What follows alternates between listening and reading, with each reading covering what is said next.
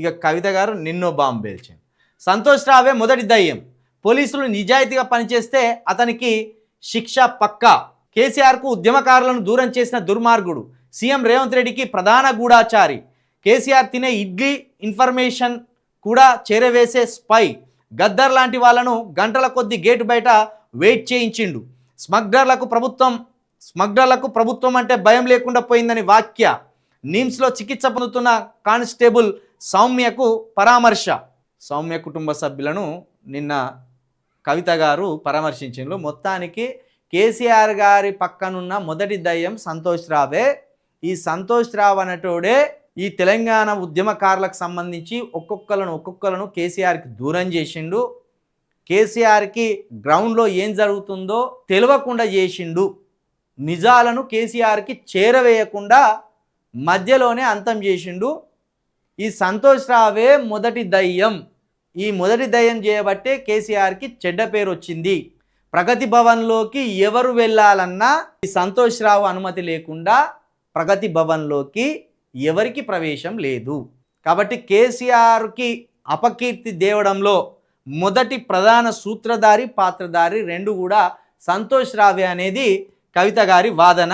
ఆఖరికి కవిత గారు సొంత బిడ్డ అయినప్పటికీ కూడా తాను ప్రగతి భవన్కి పోవాలంటే కూడా సంతోష్ రావు అనుమతి లేకుండా ప్రగతి భవన్లోకి ఆనాడు అవకాశం లేదట. ఇప్పుడు ఇదే సంతోష్ రావు రేవంత్ రెడ్డికి ఫామ్ హౌస్లో కేసీఆర్ ఆరోగ్యంగా ఉన్నాడా లేడా, ఇదే కేసీఆర్ గారు ఎలా ఇబ్బంది పడుతున్నారు ఆరోగ్యంతో, ఏ సమయంలో ఏం తింటాడు, తిన్న తిండి కూడా ఎంత తింటాడు. ఉదాహరణకు ప్లేట్ ఇడ్లీ పెట్టుకుంటే ఒకటి తిన్నాడా, రెండు తిన్నాడా, ప్లేట్ ఇడ్లీ తిన్నాడా, లేదా ఛాయ్ తాగిండా లేదా, ఆయన ఆరోగ్య పరిస్థితి ఎట్లున్నది, ఇవన్నీ కూడా ఎప్పటికప్పుడు ఒక స్పైలాగా మారి ఒక గూఢాచారిలాగా మారి రేవంత్ రెడ్డికి చేరవేస్తున్నాడనే ఒక భయంకరమైన ఆరోపణ, అందరు ఆశ్చర్యపోయే ఆరోపణను కూడా కవిత గారు చెప్పడం ఇక్కడ నిజంగా మరి ఎలాంటి వ్యక్తులు కేసీఆర్ గారి దగ్గర ఉన్నారో మనం అర్థం చేసుకోవాలి. ఇక్కడ ఎక్కడ కూడా కవిత గారు కేసీఆర్ గారిని నిందిస్తలేదు. తన తండ్రిని ఎట్లా కాపాడుకోవాలనే విషయాలను అద్భుతంగా ప్రజల ముందు పెడుతుంది. ఓ విధంగా చెప్పాలంటే కేసీఆర్ కాపాడుకునే ప్రయత్నం చేస్తుంది కవిత గారు.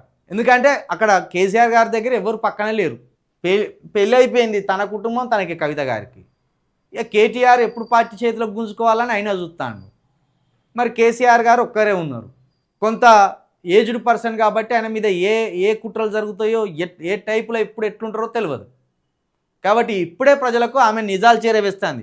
రేపేమన్నా కేసీఆర్ గారికి అయితే అసలు దొంగలు ఎవరు అనేదానికి ఇప్పుడే అందరికీ సమాచారం అందించినంత పని చేస్తున్నారు కవిత గారు. ఇక గ్రౌండ్ లోపలికి కూడా వెళ్తున్నారు కవిత గారు. ఈ కేటీఆర్ గారి లెక్క ఎక్కడ మైక్ దొరికితే అక్కడనే మైక్లో దంచిచ్చి పెట్టకుండా మొన్న కర్ల రాజేష్ గారి దగ్గరికి పోయి చంపబడ్డ కర్ల రాజేష్ దగ్గరికి వెళ్ళేది. ఆ కుటుంబ సభ్యులను పరామర్శించింది. మొన్న ఇన్నయ్య దగ్గరికి వెళ్ళింది. గాదన్నయ్య అరెస్ట్ అయిన్లు, వాళ్ళ తల్లి మరణించింది. ఆ కుటుంబ సభ్యులను పరామర్శించి వాళ్ళకు నైతికంగా అండగా ఉండడానికి అక్కడికి వెళ్ళింది. ఇగో నిన్న కానిస్టేబుల్ సౌమ్య కుటుంబం దగ్గరికి వెళ్ళి వాళ్ళను పరామర్శించింది. మన కేటీఆర్ ఏం చేస్తాడు, ఏ లీడర్ ఎన్ని సంచులు పట్టుకొని వస్తాడా అని ఎదురు చూస్తాడు. కలరాయేష్ ఇంటికి పోయినావా కేటీఆర్? కనీసం గాదే ఇన్నయ్య దగాపడ్డ తెలంగాణ అని మళ్ళీ తెలంగాణ చైతన్యాన్ని కలిగించి కేసీఆర్ గారికి కంటే ముందు కూడా తెలంగాణ ఆలోచన ప్రజల్లో కలిగించిన మొదటి వ్యక్తి గాదే ఇన్నయ్య. వాళ్ళ తల్లి చనిపోయింది, ఆయన అరెస్ట్ అయ్యి జైల్లో ఉన్నాడు. అక్కడికి పోయినావా? కనీసం ఆ కుటుంబాన్ని పరామర్శించినవా? నీకు ఇవి వద్దు, ప్రజల సోతి సత్సంబంధాలు వద్దు.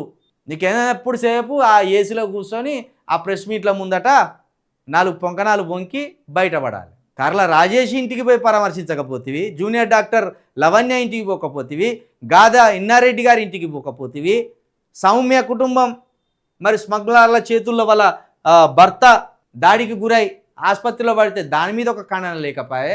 దేనికి నువ్వు ప్రతిపక్ష లీడర్గా ఉండి నిన్ను నువ్వు కాపాడుకోవడానికేనా?